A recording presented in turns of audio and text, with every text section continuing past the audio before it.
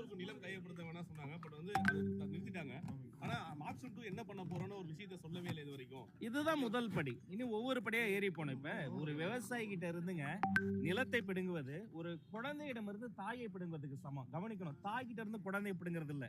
தாய்க்கு வேதனை தான் இன்னொரு குழந்தையை எடுத்துரும் ஆனா தாய். ஆனா ஒரு குழந்தை அம்மாவை தவறு விட்டா எப்படி, அது மாதிரி ஒரு விவசாயிகிட்ட இருந்து நிலத்தை பிடுங்குறது.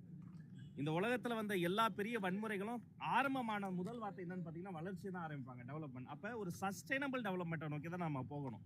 நமக்கு விமான நிலையமும் வேணும், விவசாய நிலமும் வேண்டும். அதற்கான இந்த பயணத்துல சொன்னதை செய்தார் முதல்வர். முதல் படிதான் இந்த பர்டிகுலர் பாயிண்ட்ல வரக்கூடாதுன்னா அது ஒரு உறிஞ்சிடும். நான் சட்டமன்றத்தில் கூட பதிவு பண்ணேன். அங்க சுமார் 1000 ஆண்டுகளை தாண்டி இருக்கிற தொல்லியல் பொக்கிஷம் கம்பன் கால்வாய் இருக்கு.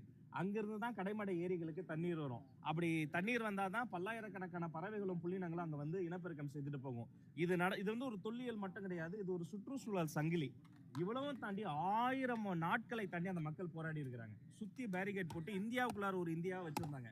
ஆதார் கார்டு காட்டாம யாரும் உள்ள போக முடியாது, வெளில வர முடியாது. அப்படிப்பட்ட சூழல் இப்பொழுது மாறி இருக்கிறது. இப்போது எப்படி பறவைகள் கூட வந்து போகுது, மனிதர்கள் வந்து போகாத சூழல் மாறி இருக்கிறது. அந்த விவசாய பெருமக்கள் வந்து பச்சை துண்டை போட்டு ஐயாவை பார்த்து முதல்வர் பார்த்து நன்றி சொல்லிட்டு போயிருக்கிறாங்க. அந்த விவசாயிகள் சார்பாக இந்த முதல் அடி எடுத்து வைத்த எங்க முதல்வருக்கு நானும் நன்றியை சொல்லிக்கிறேன். இனி ஒவ்வொரு அடியாக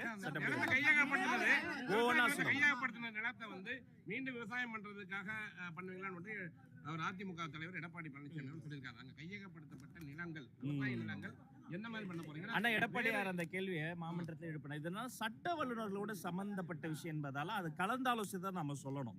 கலந்தாலோசித்து அவர்களுக்கு ஃபேவராகவே இதை நம்ம